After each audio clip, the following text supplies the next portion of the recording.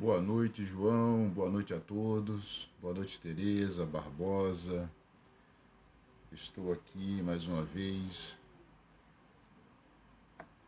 na conversa de domingo do Oratório Virtual. E com o lema Boa noite, Alex Leila. Eu só quero perguntar uma coisa. Vocês estão me ouvindo direitinho? Estão me vendo? Porque eu fiz aqui um pequeno armengue para estar aqui hoje fazendo essa live, né? Boa noite, João. Boa noite, Ana Carolina. Hoje eu vou comentar essas séries de poemas que eu tenho escrito, que eu dei o nome de rezas. Então são 10 rezas. E nós vamos comentar isso hoje. O João está perguntando, terminou a arrumação? Eu terminei não, João. Está correria danada aqui, estou na casa da cunhada.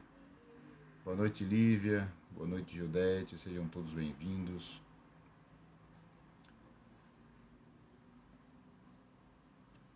Hoje eu vou comentar, só quero que vocês deem um joinha se estão me ouvindo bem, estão vendo bem. Tá tudo correto aí. Massa, obrigado, meu amor. Obrigado, Alex. Boa noite, Janice. Seja bem-vinda. Hoje eu vou ler então e comentar.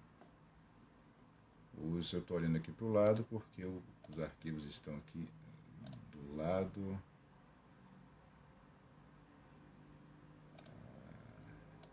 Do meu lado aqui. Vou comentar os poemas, são sonetos, que eu fiz um primeiro há um bom tempo atrás, e hoje tenho 10 sonetos, todos chamados rezas, né? A ideia é fazer um livro todo só com sonetos, com temas religiosos católicos. Meu sonho é esse, vamos ver se eu consigo, com a ajuda de Deus, né? Que é o autor da inspiração. Boa noite, Elizabeth, boa noite, Lia, Santos, sejam todas bem-vindas, né? A Gildete está colocando aqui o Pix do Oratório Virtual. O Oratório Virtual, como todos vocês sabem, é uma instituição religiosa, podemos dizer assim. Tem o site Oratório Virtual, tem a rádio Oratório Virtual, minha rádio online, que vocês encontram no site. É facílimo de encontrar o site, oratoriovirtual.com, né? Tem o canal no Facebook, tem um canal no YouTube, um canal bem bacana no YouTube, está sempre atualizado, praticamente todos os dias está sempre atualizado. O site tem um monte de coisas, né? E a Gildete está dizendo aqui, o Pix 71 é um número de telefone, um celular, 7198803-1234. Facílimo de decorar, né? Essa última sequência aí, 1, 2, 3, 4. Então, 71, Salvador, 98803-1234. Quem quiser ajudar, né? O Oratório Virtual é regido pela batuta maravilhosa do Padre Gilson Magno dos Santos. Estamos ali na Capela Nossa Senhora da Vitória, em Salvador. Tem sempre a programação no perfil aqui no Instagram. Então, quem morar em Salvador, estiver em Salvador, tem uma programação lá semanal, né? E quem quiser uma orientação espiritual, confissão, sexta-feira, a partir das 14, 15 horas, o Padre Gilson, na verdade, a partir das 14 horas, o Padre Gilson já está lá na capela, pronto lá para receber sua confissão e também fazer direção espiritual. É um verdadeiro pai espiritual, o Padre Gilson, para todos nós. E no domingo, né, temos a missa às 9h30. E tem a missa tridentina, acho que se não me engano, às 7 ou 7h30. Isso eu não me lembro direito, porque eu frequento sempre a missa das 9h30. Então, vamos começar. Já comecei, né? Mas vamos começar com o Ângelus. Ainda não deu ainda exatamente às 18, faltam 6 minutos, mas começamos com o Ângelo e vamos conversando aí sobre esses poemas que eu tenho escrito. Então, em nome do Pai, do Filho e do Espírito Santo. Amém. O anjo do Senhor anunciou a Maria, e ela concebeu do Espírito Santo. Ave Maria, cheia de graça, o Senhor é convosco, bendita sois vós entre as mulheres, bendito é o fruto do vosso ventre, Jesus. Santa Maria, Mãe de Deus, rogai por nós, pecadores, agora e na hora da nossa morte. Amém. Eis aqui a serva do Senhor, faça-se em mim segundo a vossa palavra. Ave Maria, cheia de graça, o Senhor é convosco, bendita sois vós entre as mulheres, bendito é o fruto do vosso ventre, Jesus. Santa Maria, Mãe de Deus, rogai por nós, pecadores, agora e na hora da nossa morte. Amém. E o Verbo se fez carne e habitou entre nós. Ave Maria, cheia de graça, o Senhor é convosco, bendita sois vós entre as mulheres, bendito é o fruto do vosso ventre, Jesus. Santa Maria, Mãe de Deus, rogai por nós, pecadores, agora e na hora da nossa morte. Amém. Rogai por nós, Santa Mãe de Deus, para que sejamos dignos das promessas de Cristo. Oremos. Infundi no nosso espírito a vossa graça, ó Pai, vós que na anunciação do anjo nos revelastes a encarnação do vosso Filho, pela sua paixão e cruz, conduzi-nos à glória da ressurreição, por Cristo nosso Senhor. Amém. Em nome do Pai, do Filho e do Espírito Santo, como era no princípio, agora e sempre, por todos os séculos dos séculos. Amém. Boa noite, Rita. Rita Passos, que sempre nos acompanha e também está sempre lá na capela. Capela Nossa Senhora da Vitória. Capela muito bonita. Simples, mas muito bonita. Então hoje eu vou comentar, ler e comentar uma série de poemas que eu tenho escrito há um bom tempo, na verdade, que eu dei o nome a todos. É um livro que eu estou preparando chamado Rezas. Né? Então é reza 1, 2, 3, até quando for possível aí e Deus me der inspiração. Então são sonetos, como vocês sabem, o soneto é uma forma fixa muito antiga, talvez a forma fixa utilizada ainda hoje mais antiga que se tem notícia, que são 14 versos, distribuídos de modo geral em uma estrofe, né? Estrofe é a junção de versos, em duas estrofes de 4 e duas estrofes de 3. Então 2 quartetos e 2 tercetos. Né?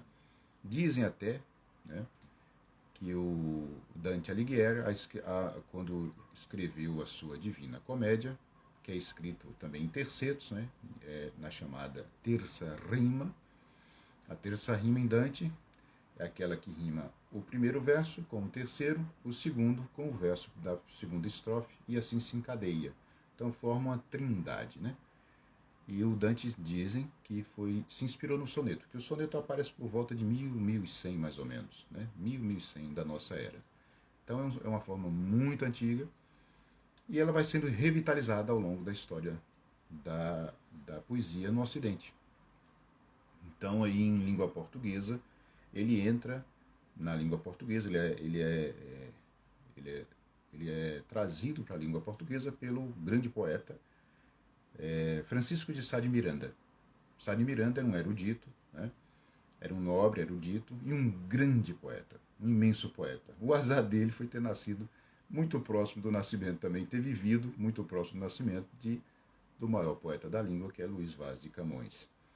Ele traz o soneto e se adapta muito bem à língua portuguesa, e de lá para cá, nesses não sei quantos mil anos, muitos anos aí, só com a morte de Camões, tem 480 anos, então o soneto em língua portuguesa deve ter quase 500 anos, essa forma fixa. Então, de lá para cá, ele sofreu milhões e milhões de adaptações e readaptações, mas continua exatamente assim. Então, o soneto, às vezes, em determinados momentos da história da língua portuguesa, ele é abandonado, por exemplo, no romantismo, né? Século XIX, romantismo, o soneto praticamente é desprezado.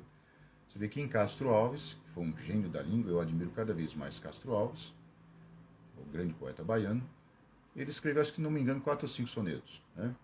Gonçalves Dias, eu nem me lembro se Gonçalves Dias escreveu soneto, deve ter escrito, mas muito pouco.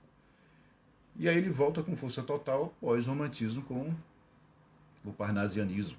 Ele ganha ele ganha realmente quase que uma forma predileta assim, dos parnasianos. Eu estou falando já aqui na língua portuguesa no Brasil, né? E com o simbolismo ele continua com essa mesma força. Já no modernismo, né?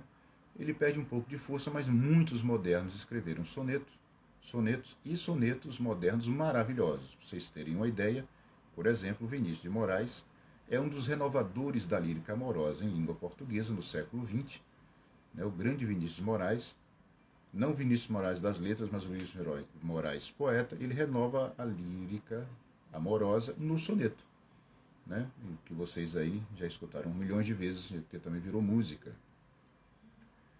Aí o João vem com essa pergunta inconveniente, né, João? Como sempre. Mas por que só o soneto foi se adaptando? Porque por causa da forma. A forma é uma forma excelente, 14 versos, é curta, é dinâmica, é sintética, né?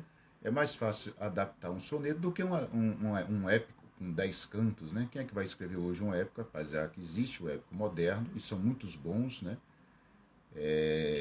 No Brasil, principalmente. Mas o soneto é dinâmico. É simples que eu digo o seguinte, é sintético, simples no sentido mais profundo do termo, né?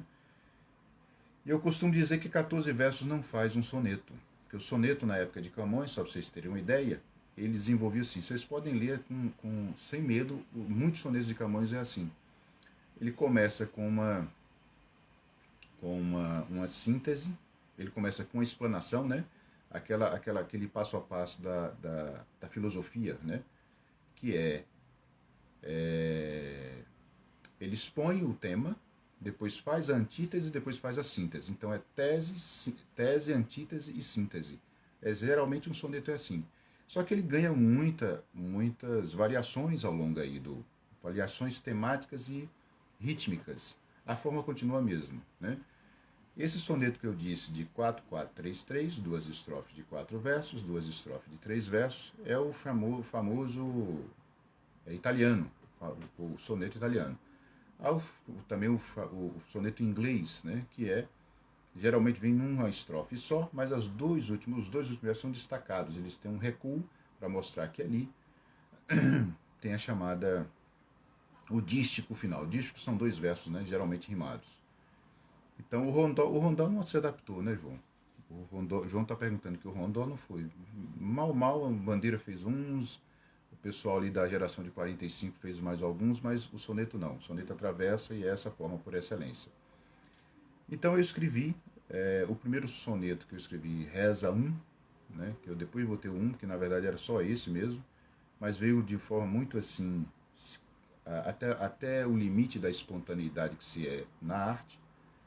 E esse é o primeiro que eu vou ler e comentar um pouco da forma, do conteúdo, mas esses 10 sonetos aqui, eu quero que o livro tenha no mínimo uns 25 sonetos, né? Não precisa tanto também, até onde eu consegui fazer, porque saem com muita dificuldade, né? Cada um não é assim, sento e faço, não é assim, tem uma junção entre inspiração e carpintaria, né? E só a inspiração não funciona e só a carpintaria não funciona. As duas coisas se casam, se juntam e você trabalha ali em cima desses dois elementos aí.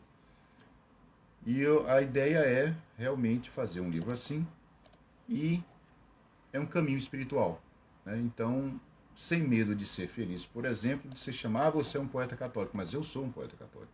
Isso aí não é um medo, não, né? Não tem problema nenhum com isso. Há um grande poeta católico que está vivo, deve estar com quase 100 anos, não, 90, quase 100 anos, que é o Fernando Echevarria, poeta português. E eles perguntam se ele é um poeta católico. Ele fala, eu sou um católico que é poeta. Tem um pouco disso também. Mas quanto mais você se adentra, você é chamado, na verdade, né? Que todo movimento é um movimento do Espírito Santo. Você se adentra na vida do Espírito, você vai percebendo que não tem mais separação, né? Não adianta, eu sou um homem de comércio e aqui eu sou católico. Ali eu sou poeta e aqui eu sou católico. Não, eu sou católico e pronto, né? Então, Reza 1. Os poemas estão aqui no computador ao lado. E diz o seguinte: esse soneto foi musicado pelo Vitor Meirelles e a melodia ficou linda, né? Eu, na verdade, só lembro do soneto de memória por causa da melodia. Eu não decoro poema meu, tenho uma péssima memória sobre meus próprios poemas. Então, Reza 1. Esquece que és fracasso e turbação, balança desmedida que se preza e menospreza. apruma o coração e reza, reza, reza, reza, reza. Esquece que és cansaço e escuridão, que a hora mais volátil também pesa. Faze da ladainha o teu arpão e reza, reza, reza, reza, reza. Dentro do carro à noite sem cenário, desertos ou dilúvios, calmaria, a cada dia conta o teu rosário. O corpo, a voz, o rosto e a volição refunde para a longa travessia. Faze da tua vida uma oração. Bom, esse é um soneto, talvez o soneto mais simples que eu tenha escrito e talvez o soneto que mais nunca foi publicado em livro. Esses poemas todos que eu vou ler hoje não foram publicados ainda em livro, a não ser postados no Instagram. E tem circulado de forma que me tem deixado muito feliz, porque além das minhas forças, né? Foi muito além das minhas forças. Muito divulgado, também por causa da música, né? A música de Vitor ficou belíssima, linda essa música. E veja que antes que eu me esqueça, o Tiago Amorim, meu querido amigo Tiago Amorim, se quem não conhece, procure aí, @Tiago Amorim, eu acho que é tudo junto, não sei se tem ponto no meio, me perdoe, Tiago, eu não lembrar do seu perfil inteiro, mas colocando Tiago Amorim, vocês vão bater lá no perfil dele, e ele tem também, eu estou participando, estou um pouco inativo nessa plataforma que ele criou, que é a comunidade Ágora. É um negócio excelente. Eu convido vocês a conhecerem essa plataforma, que é uma coisa, tem de tudo, do que é bom e do que ajuda uma pessoa em várias áreas, né?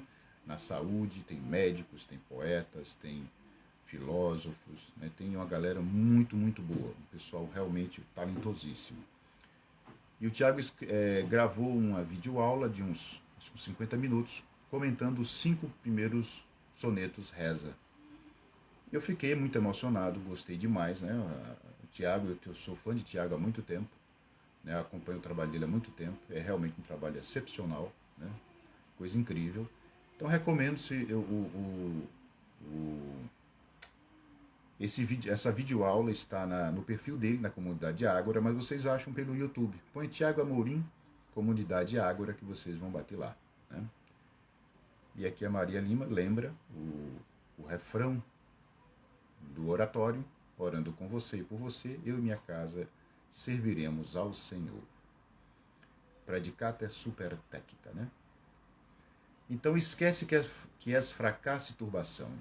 Naquele momento em que tudo impede de você de rezar, impede uma vida espiritual, tudo embarga uma vida espiritual, e o poema está pedindo isso. Esquece tudo isso. Esquece que nós somos fracasso, nós somos turbação, né? Nós impedimos Deus de agir em nós. Nós impedimos, colocamos 1000 obstáculos para que o Espírito Santo trabalhe em nós. E somos isso mesmo, né? Somos assim mesmo. Não tem jeito. O único jeito é o Cristo. Então, esquece que és fracasso e turbação, né? Balança desmedida que se preza e menospreza. Veja que aqui eu quero chamar a atenção, que é uma questão técnica. O leitor não precisa saber disso, mas eu gostaria de explicar, quero explicar, que é balança desmedida que se preza. O verso inteiro é balança desmedida que se preza, e passa para o verso seguinte, e menospreza. Veja que o verso faz o movimento da balança, sobe e desce, né? Balança desmedida que se preza e menospreza. Ele faz esse movimento. O próprio verso, a ideia era que ele fizesse esse movimento. Aí em poesia chama-se, quando você não termina a ideia num verso e passa por segundo, chama-se cavalgamento, né? Que é uma palavra que vem do francês, que é enjambement. Então aí, veja por que esquece que és fracasso e turbação, que nós somos balança, que não podemos nos julgar, porque nós somos os péssimos juízes de nós mesmos, né? Eu sempre repito isso porque é verdade. Então, toda vez que vamos nos julgar, ou às vezes somos muito vaidosos, ou então nos enxergamos como fracassos totais, né? Ou seja, a balança é desmedida, é desigual, né? Ela sobe demais ou desce demais. Então, onde a balança se equilibra? Fora de nós, em Deus. Deus é o grande juiz, é ele que faz com que a balança se equilibre. Porque ao nos julgarmos, vamos julgar sempre errado. Somos péssimos juízes de nós mesmos. não é isso? E aí o poema pede, né? Apruma o coração. Apruma o coração para o quê? Para a reza. Rezar, rezar, orar, orar, orar, né? Reza, reza, reza. Veja que isso realmente veio assim, de forma muito espontânea, né? Esse verso que é uma repetição da palavra reza, que é uma ladainha. Né? O verso faz aquilo realmente que ele se propõe. Em vez de se eu colocasse reze e faça alguma coisa, ele perderia essa continuidade, esse mimetismo, na verdade, da ladainha. Então, reza, reza, são 5 vezes, né? E dá certinho um decassílabo. Perfeito, né? E aqui o padre Silmar, meu querido padre Silmar, sua bênção, padre, lá do Rio de Janeiro, da antiga Igreja da Sé, né? que tem livro de poesia, poeta. Ele diz: poema único, de rara e densa beleza, obrigado por compartilhar um poema tão imanente e transcendente. Muitíssimo obrigado, padre. Eu que agradeço de coração. Muitíssimo obrigado por suas palavras. Então eu vejo que a ideia era da repetição, porque é uma ladainha, no sentido de repetir, né? Porque assim, eu costumo dizer que é a pedagogia divina, né? A gente aprende pela repetição. Há uma pedagogia divina, né? E aí a segunda estrofe: esquece que és cansaço e escuridão. Vai repetindo novamente, né? Somos fracasso e turbação, somos cansaço e escuridão, porque é exatamente isso. Nós não conseguimos ver nossa vida com claridade, nem o futuro, o passado mais ou menos, né? Mas não temos muita certeza de quase nada. Então o poema vai pedindo isso. Esquece tudo isso. Esquece que você não vale nada. A ideia é essa. E pensa em Deus e reze. Peça a Ele. Entregue-se a Deus, né? Então esquece que és cansaço e escuridão, que a hora mais volátil também pesa. Ou seja, a hora mais leve, por mais leve que seja, é uma hora dentro do tempo e ela vai pesar de qualquer modo. Ela vai contar para a eternidade, né? E aí faz fase da ladainha o teu arpão. Né? Aí os símbolos são todos católicos. O arpão da pesca, né? Fase da ladainha o teu arpão, e aí repete novamente. E reza, reza, reza, reza, e reza. Veja que é um verso fácil de decorar porque repete, né? Ele cumpre essa imitação que eu falei, o mimetismo de uma ladainha. E aí vem os tercetos. Em qualquer lugar se deve rezar, em qualquer ponto. Como diz o Padre Gil, você está tomando banho nu? Reze. Né? Eu vou contar uma coisa que é uma coisa de Santa Teresa d'Ávila, né? Espero que vocês não fiquem espantados. Santa Teresa estava no vaso, defecando, e ela dizia: o que sobe é para Deus, o que desce é para o diabo. Ela brincava assim, né? E ela continuava rezando. Então, dentro do carro, à noite, sem cenário, não importa onde você esteja, desertos ou dilúvios, né? Jogando aí com os dois extremos. O deserto ou dilúvio, água ou falta de água, né? Calmaria, tranquilidade ou não tranquilidade. A cada dia conta o teu rosário. Então, meu irmão, então, minha irmã, reze. E aí termina o soneto assim: o corpo, a voz, o rosto, a volição, ou seja, a vontade, volição é vontade, né? Refunde tudo isso, junta tudo para a longa travessia e continua rezando. Faze da tua vida uma oração. Então o poema, a imagem, vamos chamar assim, a mensagem, né? É muito clara e direta, muito simples também, né? Então agora nós vamos para o segundo soneto. Eu vou na sequência porque eu não mudei sequência. Fui escrevendo, fui botando essa sequência. A sequência está de como os poemas foram aparecendo. A reza 2. Se lá o pedido é geral, aqui é o pedido para o próximo, para o irmão, né? Para o irmão, para a irmã. E diz o seguinte: reze por mim, irmão, sou devedor. Tenho perdido mais do que o devido. Em vez de amar, ofendo o amor do amor, com o perdão de quem foi ofendido. Reze por mim, irmã, a luz na dor. E dói quanto mais luz o seu sentido. Se peço é porque tenho em desfavor o não saber pedir o meu pedido. Reze por nós, irmão, são duas quedas. Não podem se apoiar senão com rezas. O coração é um pedinte mau. Reze por nós, irmã, num só gemido. Não há lamento que não seja ouvido, rezando o mundo fica mais real.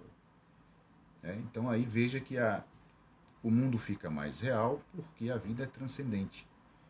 E a vida transcendente busca um repouso em Deus. Como diz o grande professor filósofo Joel Gracioso, ele fala: não há plenitude no ser fora do ser. Veja, nós todos somos inquietos e buscadores, todos nós. Né? Buscamos de um jeito ou de outro, de uma forma ou de outra. Ou seja, o homem no sentido de espécie, é sempre uma vontade de repousar em Deus, mesmo que ele rejeite essa ideia. Né? Então aqui é pedindo isso: reze por mim, irmão, sou devedor, devo tudo a Deus. Né? O eu lírico está dizendo isso. Tenho perdido mais do que o devido. Perdido aqui não no sentido material, mas espiritual mesmo. Perdi muitas horas e a vida inteira, é o que o eu lírico está tentando dizer, em coisas menores, em coisas não necessárias. Né? E aqui no terceiro verso ele diz: em vez de amar, ofendo o amor do amor. E veja que 2 vezes usa a palavra amor, que uma com minúscula e a última, o amor do amor com maiúscula, é porque é Cristo. Então, em vez de amar, eu ofendo, porque eu não sei pedir e não sei amar a Cristo. É um dos pedidos que aqui eu entro realmente, não como poeta, mas como homem, que eu peço sempre no Santíssimo Sacramento, em adoração: ensina-me a te amar. Esse é um pedido porque a gente não sabe amar a Deus. Né? Então, ensina-me, meu Senhor, a te amar. E veja que ofendendo o amor do amor, com o perdão de quem foi ofendido. E quem está com maiúscula porque é Cristo. Né? E aí ele pede ao irmão, pede à irmã. Né?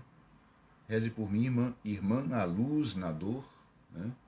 Por que a luz na dor? Né? Geralmente as pessoas, principalmente hoje, a gente foge desesperadamente de uma vida anestesiada, de uma vida com dor. Né? A gente quer uma vida anestesiada, vivemos uma vida anestesiada, de todos os jeitos.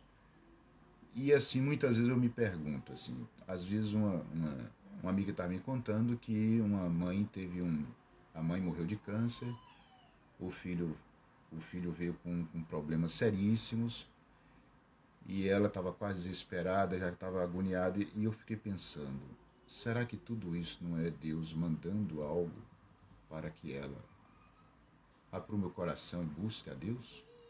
Então, a luz na dor. Né? Nós aqui não sabemos enxergar isto. Né? E aí o poema diz isso. Né? Na segunda estrofe: se peço, é porque tenho em desfavor o não saber pedir o meu pedido. Qual é o grande pedido humano? Né? A única coisa necessária é o Cristo. Né?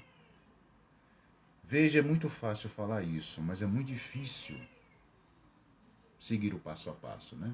É por isso que nem todo mundo é santo. Entre alguns, sei lá, 100 mil, 2 são santos. Porque realmente é um abandono do mundo e um abraçar a cruz. Né? E abraçar a cruz não é nada fácil. E a gente só consegue abraçar a cruz com Deus, com Cristo. Né? Ele nos guiando e nos mostrando o caminho. E nos consolando também. Então, reze por nós, irmãos, são 2 quedas. Né? A dele e a minha, no sentido pessoal e no sentido ontológico. Né? Somos todos seres caídos. E veja que não podem se apoiar senão com rezas. Né? Você reza de lá e eu rezo de cá. E a gente se apoia com reza. Por quê? Porque o coração é um pedinte mau. Nós não sabemos pedir. Né? A gente vai pedir, por exemplo, coisas materiais, sucesso, sei lá, na vida, na carreira, dinheiro, essas coisas todas, né? Prazeres, viagens. Mas veja, quando a gente consegue perceber, talvez não nem pedir, mas perceber que a única coisa necessária é Deus, aí a coisa muda toda de figura. Né? Essas coisas ficam, o mundo fica menor, na verdade. Né? Então nós vamos por isso que o último verso geralmente tem um nome muito brega, né? No soneto, chamado Chave de Ouro. Chave de Ouro. Mas é isso mesmo, funciona exatamente isso. Né? O poema se compõe inteiro, ele vem na forma, né? Como eu falei, geralmente na época de Camões era assim, uma tese, no meio ali uma antítese, ele contrapõe o que ele apresenta, contrapõe a antítese e finaliza com a síntese, que é a chave de ouro. Que aí, no caso desse soneto que eu acabei de ler, rezando o mundo fica mais real. Né? Aqui vai a contramão da nossa época, né? que geralmente o pessoal foge, que a reza é fuga. Muito pelo contrário, reza é cruz. Né? Talvez eu salte um poema ou outro e tal, né? Não sei se vai, não, acredito que não vai ser possível ler todos. Então reza 3.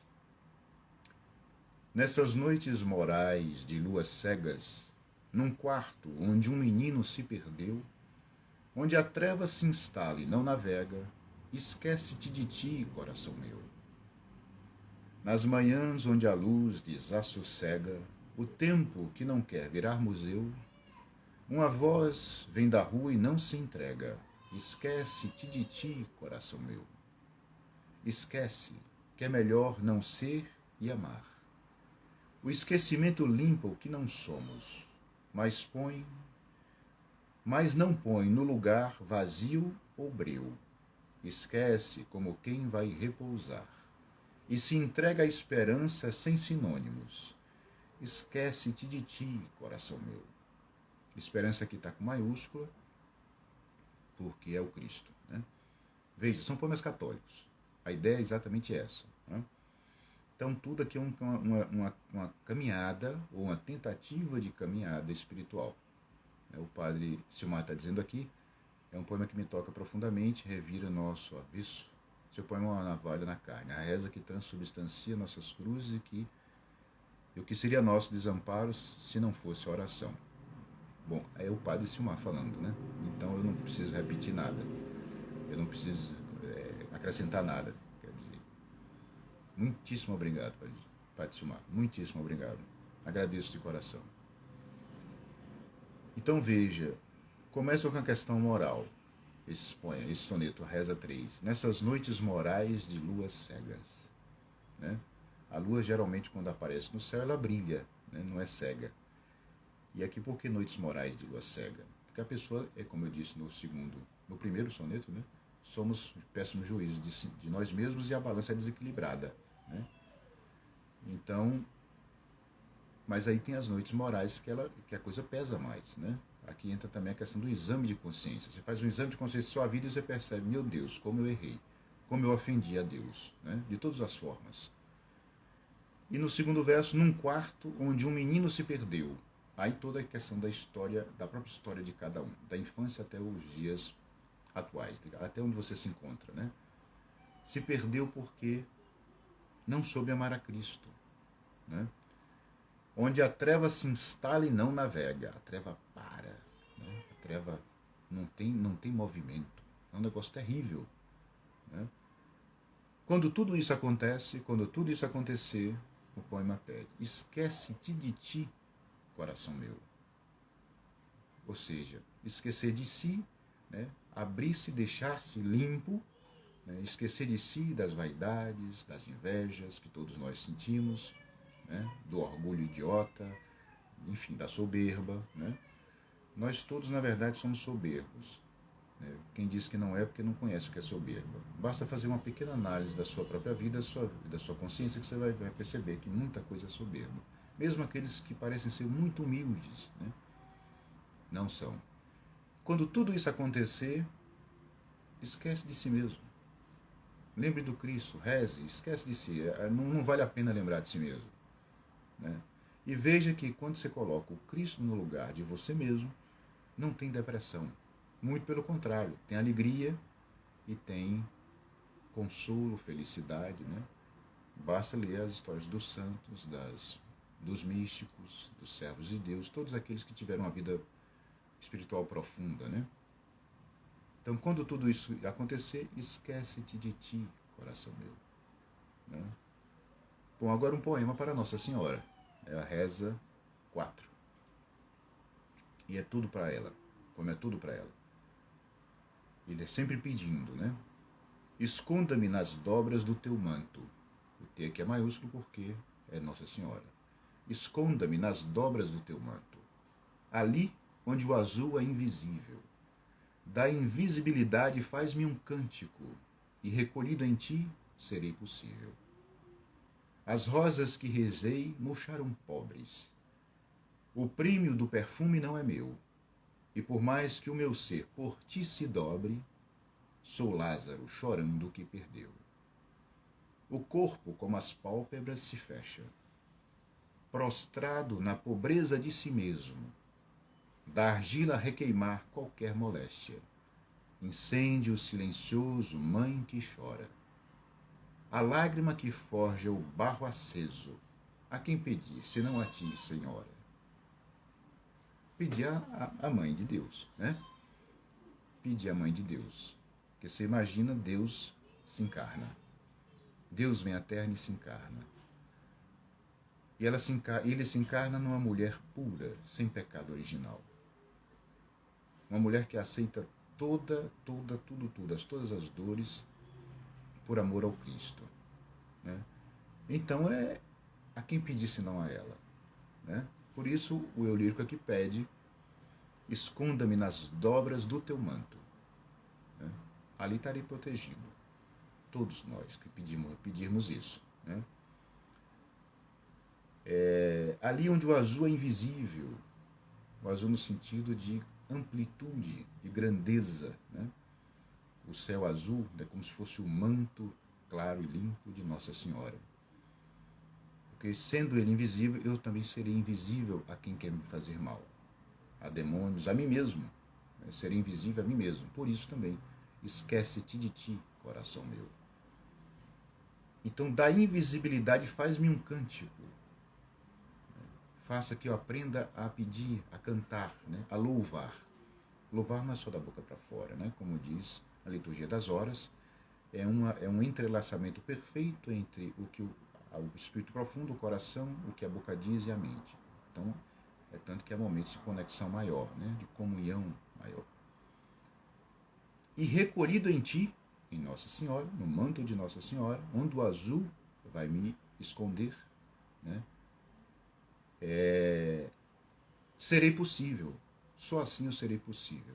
Só assim minha alma vai encontrar caminho para Deus. Olha, Elitânia, minha querida Elitânia, não conheci o Reza 4. Que lindo. Obrigado, Elitânia. Muito obrigado. E assim ele vai dizer da condição dele, né? As rosas que rezei murcharam pobres. Não valem nada. Sem a bênção de Nossa Senhora, sem a monção do Espírito Santo, o que eu fizer, o que o eu lírico fizer, será nada. Então veja, tem a tentativa de esconder-se, de desaparecer para que Deus apareça. E isso é muito difícil fazer, minha gente. Todos vocês que estão me escutando, todos vocês que têm vida espiritual, isso é quase, da nossa parte, impossível. Só não é impossível porque Deus é que vai trabalhar. Né? Claro, com a nossa inclinação, nossa vontade, né? Mas veja que a nossa vontade é sempre atrapalhar a Deus. Né? Então, exatamente isso. E ele repete a mesma ideia na segunda estrofe. Por mais que o meu ser por ti se dobre, que ajoelhe e se abaixe diante de Nossa Senhora, ele é o quê? É Lázaro chorando o que perdeu. É o morto que foi ressuscitado por Cristo. Não é isso? E aí eu passo para o outro, para a gente conseguir ler mais poemas. Bom, veja que lá no anterior é pedindo a Nossa Senhora. E agora reza 5. Esse aqui é a busca e o pedido a Deus para o total esquecimento de si mesmo. Né? Aqui é a tentativa, na verdade, não, o pedido para ser humilde. Não é a humildade, é o pedido. Então ele diz, reza 5. Ensina-me, Senhor, a ser ninguém. Vou começar de novo. Ensina-me, Senhor, a ser ninguém. Que minha pequenez nem seja minha. Porque não ser será todo o meu bem, tecido que não sabe a própria linha. Senhor, não sei não ser como convém. Enredo-me em disfarces que não tinha. Nos fios mais sutis que os fios têm, um fio parasita em luz mesquinha. Mora na trama um vício de nascença. O linho envenenado perde a lã. E a lã, por mais ovelha, é desavença. Ensina-me as manhãs com o teu perdão. Ao ser ninguém, serei, na vida vã, o nada necessário ao meu irmão. Então veja que aqui é o pedido, ensina-me a ser humilde, para que o Senhor trabalhe em mim. Ensina-me a ser ninguém. Né? Aqui um amigo até me perguntou, João, é uma relação com aqui o Tabacaria, né? O início de Tabacaria de Fernando Pessoa. Não sou nada, não serei nada, não posso querer ser nada, a parte disso tem em mim todos os sonhos do mundo. Eu estou citando de memória, então não sei se está correto. Acredito que seja isso mesmo, né? A parte disso tem em mim todos os sonhos do mundo. Não é nesse sentido.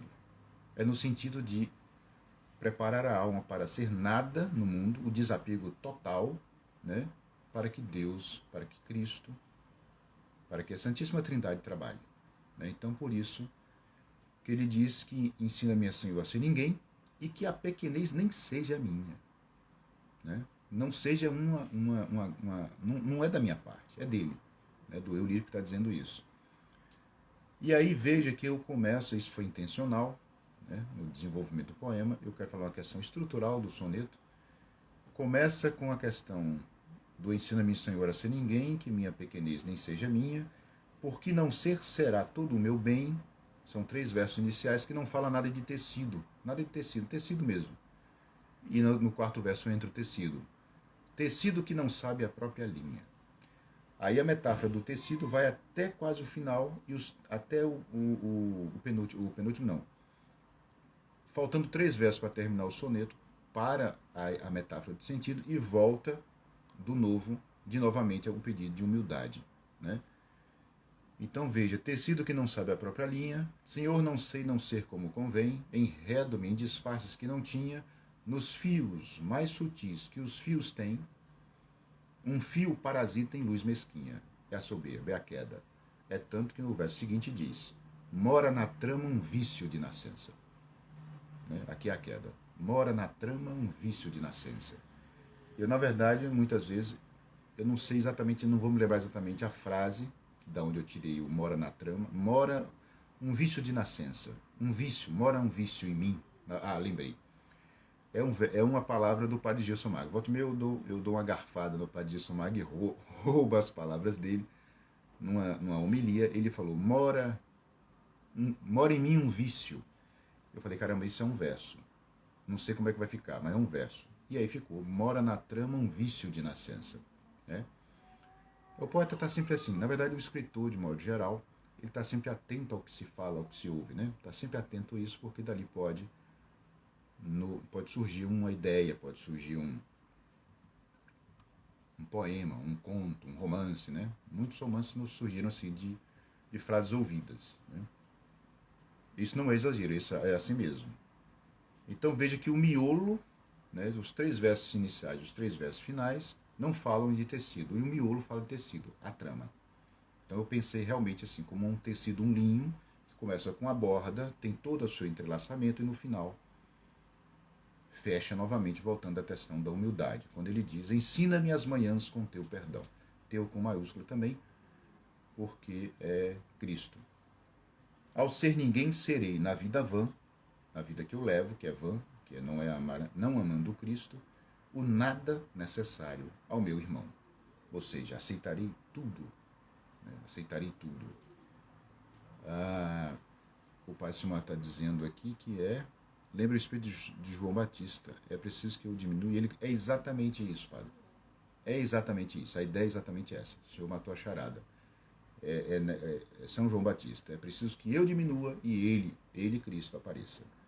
E isso não é fácil fazer, né? Isso é bem complicado. Eu vou saltar um aqui.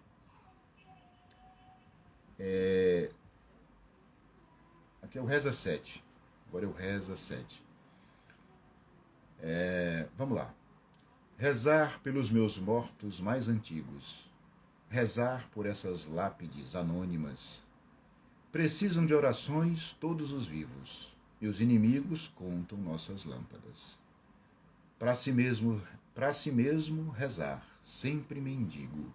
Somos todos mendigos sem delongas.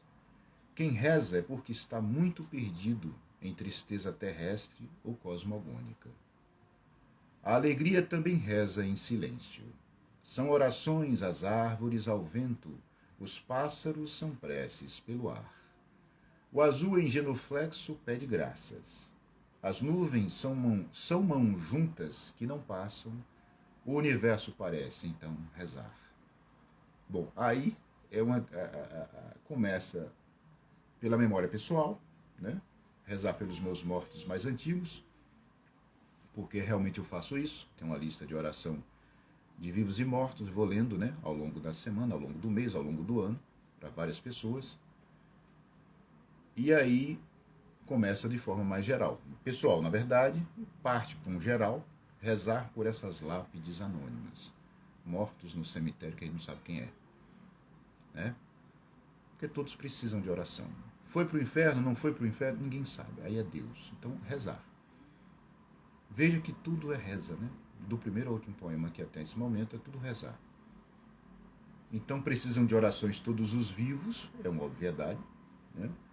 E os inimigos contam nossas lâmpadas. Aqui tem, disfarçadamente, a parábola das virgens, as virgens santas e as virgens loucas, né? Está embutida aí. Então ele vai dizendo isso de forma geral. Veja que ele começa no lado pessoal, vai em um geral ampliando até que o universo reza. A ideia é essa, de um ponto que se expande, né? A ideia do soneto é essa. Rezar para si mesmo, rezar, sempre mendigo, somos todos mendigos sem delongas, mendigos em relação a Deus, né? O homem mais rico da face da terra em relação a Cristo é pobre, né? É mendigo. Quem reza é porque está muito perdido em tristeza terrestre ou cosmogônica, em tristeza imanente ou transcendente, né? Aos que sofrem do mal metafísico, e esse é um dos, eu sou um desses, né? Quando ele diz, quem reza porque está muito perdido, aqui também tem aí, me lembrou, no momento de escrever o soneto, aquele trecho do grande filósofo espanhol, José Ortega y Gasset, que ele diz que o comum de todo homem, mesmo o homem mais sábio, está perdido, né? Então quem reza é porque está muito perdido mesmo, né? E aí vai ampliando. A alegria também reza em silêncio, são orações às árvores, ao vento, né? Os pássaros são preces pelo ar. Veja que está subindo, né? Está verticalizando cada vez mais. O azul em genuflexo, dobrado, né? De joelhos, né? O azul em genuflexo pede graças. As nuvens são mãos juntas que não passam, né? Não está passando. O universo parece então rezar. Então vai verticalizando, que aí, até chegar ao todo. Pelo menos é a tentativa do poema. O padre Simar está dizendo aqui, os inimigos contam nossas lâmpadas. Pode comentar este verso? Porque referência às virgens é previdentes e imprevidentes. Exatamente, padre Simar, exatamente, né? Eu tentei embutir aí a parábola das virgens, né? Então agora vem o Reza 8, o oitavo poema, que esse também aqui eu quase coloquei embaixo do poema como subtítulo, mas não coloquei, preferi não colocar, que é a visita ao Santíssimo Sacramento, né? Você chega a ajoelhar lá, antes ou depois da missa, ou num momento que não tem a missa, né? Como Salvador tem muitas igrejas, então é possível entrar em uma num momento ali, num intervalozinho, mesmo numa maior aflição, você entra no intervalo e fica ali um tempo ali diante do Santíssimo Sacramento, né? Então reza 8. Pai, aqui estou, imundo como todos. Na semana, o resumo de uma vida. O refrão dessa vida é choro e choro. Vai subindo de um poço sem saída. Venho pedir, não sei pedir, imploro. Pedir como se fosse despedida. Ensina-me a pedir o que não morre, e o que não morre ser minha medida. Pai, aqui estou, repito estas misérias. Precária como incerta é a matéria. Quero chorar por ti e não por mim. Que o mundo diminua e cresça a cruz. No incêndio minúsculo de luz, fósforo que fulgura antes do fim. Então veja que aqui é uma visita diante do Santíssimo Sacramento, e a pessoa percebe que na semana, imundo como todos, tem uma oração de Santo Tomás, uma oração que é da hora da Santa Eucaristia, né, feita na Santa Eucaristia, Então ele diz que eu faço sempre essa oração, não vou me lembrar, que é... Como é que é, meu Deus? Aqui estou imundo. Ele diz isso, literalmente, né? Limpa-me da minha imundície, algo assim. Na tradução, né, que eu tenho. E aqui ele exatamente diz isso, né? Cadê? Imundo como tu, Pai, aqui estou. Não sou melhor que ninguém, né? O eu lírico está dizendo isso, imundo como todos. E aí ele resume a semana dele, né? Na semana, o resumo de uma vida. O refrão dessa vida é choro e choro, o vale de lágrimas, né? E esse refrão vai subindo de um poço sem saída. O poço sem saída é o próprio eu lírico, somos nós mesmos, né? Não tem saída, é só buraco, vazio, tormento, turbação, fracasso, né? É tudo que está nos outros sonetos. E aí ele diz, venho pedir, ponto, não sei pedir, né? Eu preferi deixar o verso nessa simplicidade mesmo, né? Uma afirmação. Ele baixar a cabeça diante do Santíssimo Sacramento e afirmar mesmo, não sei, venho pedir, não sei pedir, imploro, né? Pedir como se fosse despedida, como se fosse a última coisa que eu fosse fazer na vida. Ou seja, porque eu vou pedir o que nesse momento? Aí ele diz no verso seguinte, ensina-me a pedir o que não morre, a única coisa necessária, a salvação da alma, né? E o que não morre, ser minha medida, a eternidade ser a medida do humano, né? Que tudo passa, tudo desaparece, e quanto mais vivemos, mais constatamos isso, né? Minha barba está ficando branca, eu estava saindo hoje para mim, olhei no espelho assim, meu Deus, meu cabelo está todo cinza já. Ou seja, caminho para a morte, né? E aí ele vai dizer o que aquele que tem um mínimo de vida espiritual diz, né? Pai, aqui estou, repita essas misérias, né? Que Deus conhece todas, antes e depois, na verdade, né? Precária como incerta é a matéria, uma obviedade, precária como incerta é a matéria, né? E aí também tentar viver, né? O fazer, se o eterno, se o que não morre é a medida, busca ser, procura ser a medida, é claro que vamos ter que aprender a conviver com o precário, com o incerto, né? com tudo isso, com o que passa, né? Com o efêmero, a efemeridade da vida. E aí ele diz, quero chorar por ti e não por mim. Muitas e muitas vezes a gente não chora pelo Cristo, a gente chora por nossas próprias misérias, né? Aí com a pessoa que está chorando pelo Cristo crucificado, já está num outro patamar espiritual, já andou muito, né? Andou muito aí no mundo espiritual, né? Então quero chorar por ti, não por mim, né? Que o mundo diminua e cresça a cruz, como o padre Silmar lembrou momentos atrás, né? De São João Apóstolo, que eu diminua e ele cresça, né? Aqui é exatamente isso, que o mundo diminua e cresça a cruz. Num incêndio minúsculo de luz, todo o meu ser queimado pelo amor divino, entregue, né? Aí essa imagem que eu sempre quis colocar, essa imagem veio uma vez há muitos anos não, este ano, há meses atrás, na verdade, ou talvez mais. Eu sempre quis colocar num poema, né? Como é que eu vou fazer o que com essa imagem? Não sabia. E é um decassílabo certinho, né? Que é fósforo que fulgura antes do fim. Que você está no leito de morte e se entrega inteiro a Deus, né? É a contrição perfeita. E se vocês perceberem, a imagem diz muito com a própria realidade, da própria realidade material do fósforo. Quando ele está terminando, ele faz aquela fulguração e queima e para, né? O padre aqui está dizendo, a Eritânia também está falando, né? Muito obrigado a todos vocês. Tem mais poema, não termino ainda não, né? Temos um tempinho ainda. Vamos para o próximo. Agora vem a reza 9. A 9 é o Magnificat, né? Que é, na verdade, um exercício espiritual, na verdade, né? Quando estamos numa determinada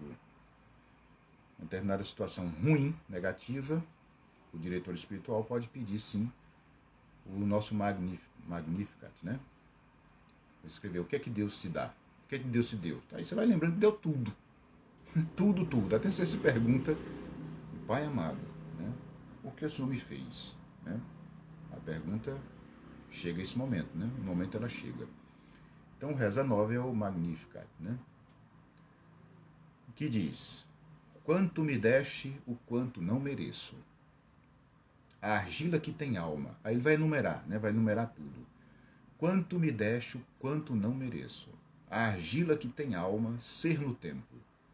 A espantosa alegria dos começos. Nascer só para ouvir passar o vento.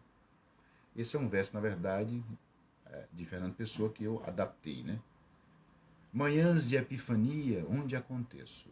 O mar que distribua em pensamento. Aqui é a escrita, né? Aqui eu estou falando de mim, do Eurírio, que é João Filho meu. O mar que distribua em pensamento. Os instantes sem nome que emudeço. Cada gesto de nuvem que contemplo. Cada coisa criada, né? Saber na folha o ser, no ser o verbo. O sobrenatural de quem sou servo. O espírito respira o seu laudêmio.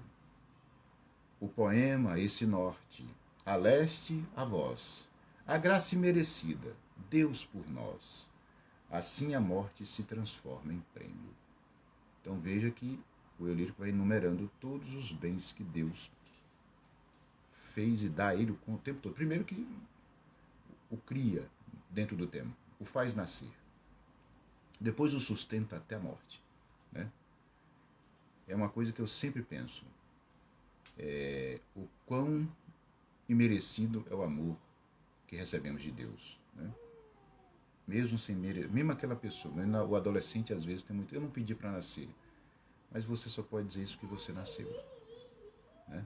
É uma obviedade. Mas o adolescente é até perdoável. É difícil perdoar isso, da perspectiva humana, num homem adulto, uma mulher adulta.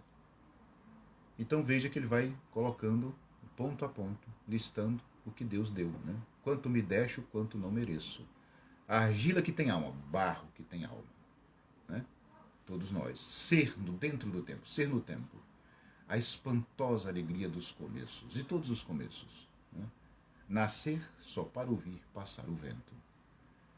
Esse é um verso de Fernando Pessoa, do heterônimo Roberto Caeiro, mas o verso de Pessoa é bem comprido. Então, uns 3 versos ele diz isso aí. Eu botei num decassílabo, né? Mas o verso não é meu, é de Fernando Pessoa. Manhãs de epifania, onde aconteço. A missa, a Santa Eucaristia é uma epifania constante. Né? O mar que distribua em pensamento. A escrita, que foi a criação da escrita. Os instantes sem nome que emudeço. Quantos milhões de instantes que nós não conseguimos traduzir em palavras. Né? Manifestações divinas o tempo todo. A gente não consegue dizer, é isso? Cada gesto de nuvem que contemplo. Cada fato, cada coisa criada. E aí vem a questão, uma meditação, uma pequena meditação filosófica. Saber na folha o ser.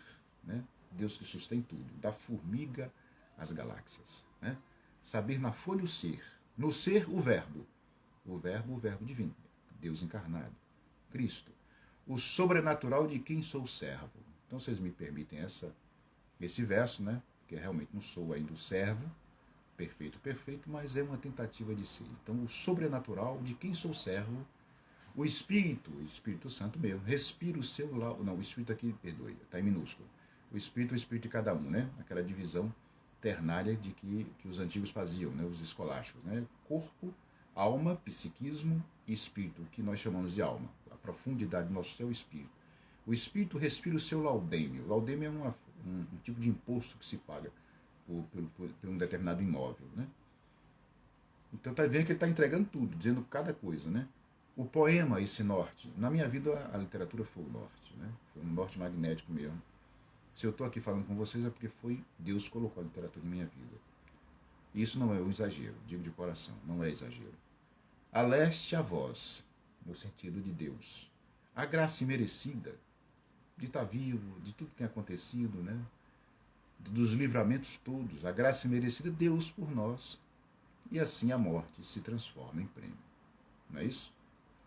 Então a entrega total a Deus a gente acaba reconhecendo. Estamos caminhandozinho para o finalzinho já, e agora vem o último poema, que é o Reza 2. Eu saltei 1 ou 2 poemas, eu acho, vocês me perdoem, não dava tempo. Então o Reza 10 é uma oração pelo poema. É literalmente uma oração pelo poema. A Oração pelo Poema é um livro belíssimo do Alberto da Cunha Melo, poeta pernambucano, já falecido, né? Nasceu em 42, morreu em 2007, se não me falha a memória. E ele tem um livro que ele escreveu com 26 anos. Imagina um sujeito escrever isso com 26 anos de idade. É uma obra-prima. São 30 poemas, cada poema com 5 estrofes. Chama-se Oração pelo Poema. E o que é mais assustador? Um poema que pede nesse livro, de Alberto da Cunha Melo, Oração pelo Poema, ele está pedindo a Deus o tempo inteiro e está dizendo a Deus que o poema só pode seguir com Deus. O poema só existe porque Deus permite. E ele era ateu. Ele era ateu, mas não tinha perdido o senso da transcendência, do sobrenatural, né? Então, esse poema reza 10, é uma oração que eu fiz, ou tentei fazer, para a poesia. Então diz o seguinte: rezar para o poema prosseguir. Sem água em minhas mãos é desamparo. Ainda não aprendemos a pedir. Coração de joelhos, noite em claro. Sem Deus, o verso morre sem remir. Seu fazedor se perde, é mais avaro. Porque sem Deus, o verso é souvenir de feira que se esgarça em mero trapo. Senhor, suplico pelo verso um sopro. Distâncias litorais, um mar de lenda, e que ele possa ouvir o que eu não ouço. Súbito no seu bojo a noite acenda esse pequenino sol sem alvoroço, e seja para Deus uma oferenda. É todo o meu intuito que o livro inteiro seja assim, né? Deus me permita terminá-lo, se não permitir, já foi feita uma boa parte, né? Então veja, rezar para o poema prosseguir. Sem Deus, sem oração, não adianta. Aí vocês vão vendo também que há uma junção entre vida e poesia, né? Vida e literatura. E isso fica bem claro no verso, na segunda estrofe, quando ele diz: sem Deus o verso morre sem remir, sem perdão, né? Não consegue perdoar. Seu fazedor, ou seja, o poeta, o autor, seu fazedor se perde e é mais avaro, sem Deus. Porque sem Deus o verso é souvenir, é uma lembrança qualquer, é uma memoriazinha de feira, um souvenir de feira, daquelas bem barato, né? Um trocinho que você compra na feira e dá para alguém e esquece em algum canto e não tem valor, né? Porque sem Deus o verso é souvenir de feira que se esgarça em mero trapo. E aqui eu lembrei, nesse trecho eu ia botar essa palavra, mas eu acabei não colocando, que é um poema de Mário Quintana, que ele fala e vai dizendo, não vou me lembrar do poema, mas a ideia é mais ou menos essa, assim, que sem a profundidade, sem beleza, o poema é um mero chocalho de palavras. Não faz sentido. Só que Quintana não está falando em relação a Deus, aqui eu estou falando em relação a Deus, né? Então, porque sem Deus o verso é souvenir, uma lembrança qualquer de feira, baratíssimo, pobre, que se esgarça em mero trapo. Ou seja, a união também aqui da vida com a poesia, da vida com a literatura. Ou é assim, ou não é. Entende? Isso aqui é a coisa que eu tenho desde jovem também, antes mesmo da minha conversão, muito antes da minha conversão, desde o primeiro momento de escrita, que é: eu detesto esteticismo em literatura. Né? Escrever bonito por escrever bonito. Isso realmente eu não suporto. Então a tentativa de botar toda a alma no poema. Né? Toda a alma em cada coisa que você faça. Né? Então por isso que... E aí ele pede, suplica, né? Porque ele assim como está na primeira estrofe, veja que eu falei muito de não saber pedir, né? E eu não sei pedir, e o poema também não sabe, né? Ainda não aprendemos a pedir, né? Mas que Deus, se Deus quiser, Deus permitir, que Ele nos ensine, assim, ensine a nós todos, né? Então ele diz no primeiro terceiro: Senhor, suplico pelo verso um sopro, algo mais do que eu possa dar. Eu mesmo não posso dar isso, é só Deus. E também pede distâncias litorais, a beleza do horizonte aberto, né? Um mar de lenda, né? Um mar maravilhoso, é belo contemplar o mar, né? E que ele possa ouvir o que eu não ouço, que esse poema pode sair pelo mundo não mais me pertencendo e consolar alguma pessoa, ser algo para alguém, né? Aqui e a última estrofe: súbito no seu bojo, no seu interior, a noite acenda, a noite, né? A noite acenda esse pequeno sol sem alvoroço que é dado por Deus, e seja para Deus uma oferenda. Veja que aqui também tem a ideia de que sempre me encantou no catolicismo, que é Deus age realmente como um pai. Nós não merecemos nada, ele pega, nos cria, nos dá um presente para que devolvamos o presente a ele. Então é impressionante isso, né? É de uma misericórdia, de um amor, assim, incompreensível mesmo. Então é isso, né? Aqui o padre Silmar está dizendo, rezarei para que ele permita. Eu peço orações pelo Senhor, padre. Eu peço mesmo, peço orações ao Senhor, peço a todos vocês, sempre oração por mim. Também rezaria a todos vocês, né? Então vamos finalizar com uma oração, né?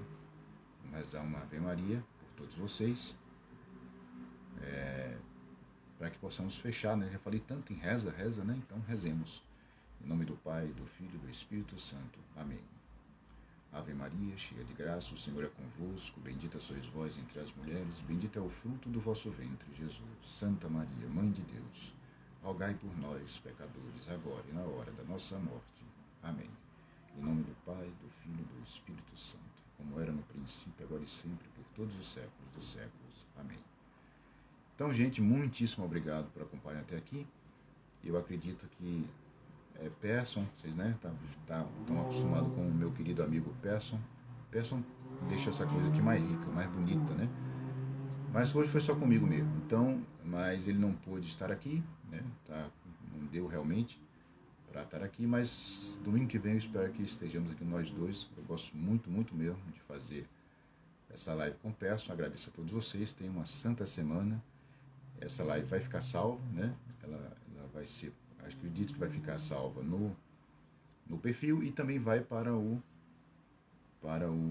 YouTube, no canal do YouTube. Então, para quem não conhece, quem está entrando agora, está vindo pela primeira vez, veja que temos o site oratoriovirtual.org, né? Temos dentro do site, se botar no Google vai aparecer logo de primeira. Temos dentro do site a Rádio Oratório Virtual, material maravilhoso. Temos o perfil no YouTube, né? E temos aqui no Instagram também, tem material incrível, né? Está sempre atualizado. E aproveito também e convido todos vocês para participarem no dia 19 de novembro do Christian Day. O que é o Christian Day? É um dia todo dedicado a Nosso Senhor Jesus Cristo, com palestras, música, literatura. Começamos o dia 19 de novembro deste ano cai num sábado, então vamos das 8 da manhã até as 18 da tarde, todo aqui no Instagram, no YouTube, no site, todos os canais, na Rádio Oratório Virtual, com palestras, com música, com literatura, com vários temas, todos voltados para louvarmos Nosso Senhor Jesus Cristo. Então agradeço a todos, muito obrigado, fiquem com Deus e tenham uma santa semana. Até mais.